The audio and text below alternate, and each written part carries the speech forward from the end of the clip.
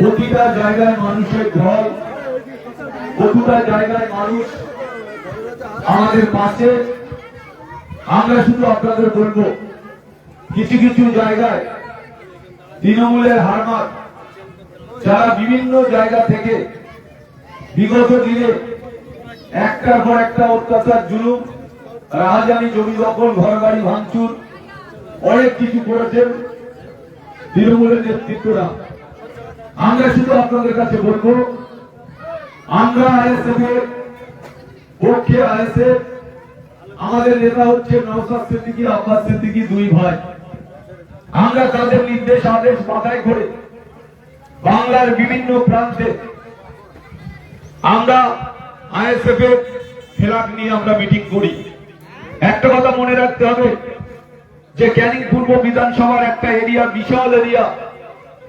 আপনারা জানেন leather complex থেকে শুরু করে এখানে সুন্দরবনের কাছে একেবারে বাসন্তীয়ার দিকে, একদিকে ক্যানিং পশ্চিম, তার মধ্যে এত বড় একটা এরিয়া।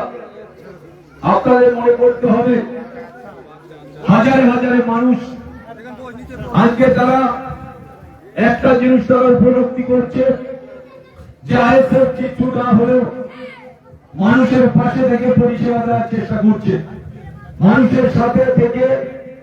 আমরা চাই আগামী দিন ক্যানিং পূর্ব যেভাবে অত্যাচারিত, যেভাবে এখানে জুলুম রাজ চালিয়েছে, এমন একজন ব্যক্তি তিনি আর এখন এলাকায় নেই, তার নাম পরিচিত মাতচোর হিসাবে। আমরা দেখেছেন মাতচোর বললে বাংলার যে প্রান্তে, বাংলার যে প্রান্তে গিয়ে বলবে যে ক্যানিং এর মাতচোর, তাইটি মানুষ জেনে যাবে। তাই আপনাদের কাছে আমাদের বলা, আমি এটা রহস্য করে বললাম, কিন্তু একটা কথা আপনাদের মনে রাখতে হবে, ওই ভদ্রলোকের নেতৃত্বে ক্যানিংয়ে সার্বিক উন্নয়ন হয়নি, ক্যানিংয়ে সন্ত্রাস হয়েছে, জোর করে ভেড়ি জমি দখল করেছে। ভদ্রলোক যারা ভেড়ি করতে আসে বিভিন্ন জায়গাতে, তাদের সাথে তাদের টাকা দিতে রাখে। উনি একটার পর একটা জায়গায় ক্যানিং পূর্ব বিধানসভায় উনি মানুষের শান্তিতে ঘুমোতে দেয়নি। মানুষ কখন ভয় পেতেছে কখন আবার হারমাতের দলেরা আসবে, আমাদের উপর নিশ্চিত রোলার চালিয়ে যাবে।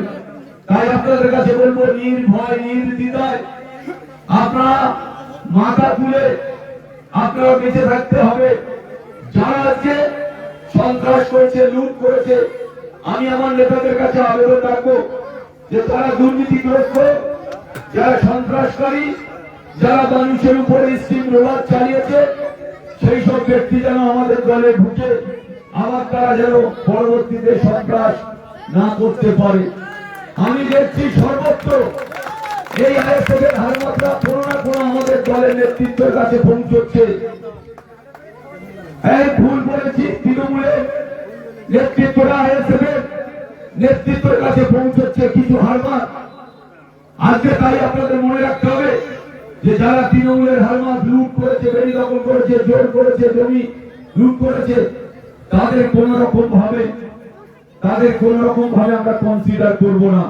তাদের কোনোভাবে দলের সামনে এনে আবার পরবর্তীতে তারা নেতৃত্ব দেবে, আমাদের কর্মীরা পিছিয়ে যাবে, এটা হবে না। এটা আমাদের লড়াই জারি রাখতে হবে। এই বদমাইশ অত্যাচারিত তাদের কোনো রকম এটা মাথায় রাখতে হবে। তাই আমার এখনো কয়েকটা প্রোগ্রাম আছে, আমি সকাল থেকে বেরিয়েছি, এখন চলছে বিভিন্ন জায়গায়। আমরা ইতিমধ্যে দুটো অফিস উদ্বোধন করলাম। আমাদের একটা মধ্যাহ্ন বসছিল, সেখানে আমরা সেটা সারলাম। সেরে আমরা এটা করে আমার আবার একটা জায়গায় যেতে হবে। আমরা শুধু একটা কথা আপনাদের বলবো, আপনারা মায়েরা, যারা বোনেরা, যারা আপনারা টিভি দেখেন, আপনারা মোবাইল ঘাটে দেখবেন যে কি অবস্থা আজকে পশ্চিম বাংলায়। তিনি সার্বিক উন্নয়নের স্বার্থে পশ্চিম বাংলাটা আজকে অন্য লোকের হাতে চলে গেছে। আমাদেরও কষ্ট হয়, আমাদেরও দুঃখ বেদনা আছে, কিন্তু আমাদের বেঁচে রাখতে হবে, আমাদের লড়াই করতে হবে, আমাদের শান্তি বজায় রাখতে হবে, সার্বিক উন্নয়নের স্বার্থে আমাদের মাথা তুলে দাঁড়াতে হবে। আমরা তাই আপনাদের কাছে বলবো, আমি বেশি বক্তব্য নয়, আমি শুধু আপনাদের কাছে পরিচয় করব। আপনাদের সাথে সাক্ষাৎ করার জন্য আমি এসেছি। আপনারা আমার সাথে সাক্ষাৎ করেছেন, অনেকেই দেখা করেছেন, অনেকেই দেখা হয়েছে। তাই আমি শুধু আপনাদের বলবো, আগামী দিনগুলোতে আপনারা এগিয়ে আসুন, আইএসএফ এর সাথে থাকুন, আইএসএফ এর নেতৃত্বের সাথে থেকে আগামী দিনে আপনার 15 ঘন্টাটা আপনি নিশ্চয় বুঝে নেবেন। আপনারা আশীর্বাদ করবেন, আমরা সবসময় আপনাদের পাশে থাকবো, যাতে কোন রকম ভাবে এলাকায় এসে কেউ জোর করে আবার সন্ত্রাস করার চেষ্টা করলে সেটা আমরা ছেড়ে কথা বলবো না। কোন রকম ভাবে যারা অত্যাচারিত, যারা জুলুমবাজ, তাদের কোন রকম ক্ষমা নেই, এটা মাথায় রাখতে হবে। তাই সবাইকে বিধানসভার পক্ষ থেকে আন্তরিক শ্রদ্ধা ভালোবাসা জানিয়ে আমি আমার ছোট্ট বক্তব্য শেষ করছি। ইনকলাব জিন্দাবাদ, ইনকলাব জিন্দাবাদ, আইএসএফ জিন্দাবাদ, আইএসএফ জিন্দাবাদ, বড় ভাইজান জিন্দাবাদ, ছোট ভাইজান জিন্দাবাদ, আইএসএফ জিন্দাবাদ, ক্যানিং পূর্ব বিধানসভায় আইএসএফ জিন্দাবাদ।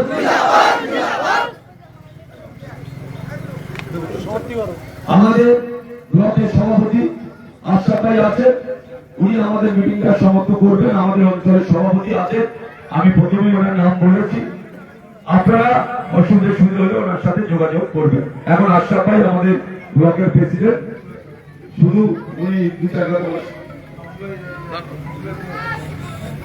আরে দেরি হয়ে যাচ্ছে, আমি চলে যাবো। আমাদের ক্যান্ডিডেট আরাফুল ইসলাম, আমাদের ব্লক সভাপতি আশরাফ ভাই মহাশয় এবং আমাদের নেতৃত্ব প্রতি বুথের প্রতি বুথের সভাপতি এখানে উপস্থিত আছেন।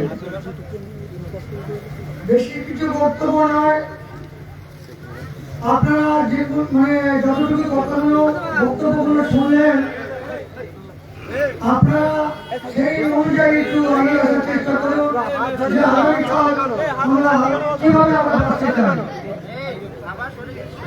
এবং আমাদের সামনে লড়াই আগামী পঞ্চায়েত, এই পঞ্চায়েতে লড়াই করার জন্য আমাদের প্রস্তুতি হতে হবে।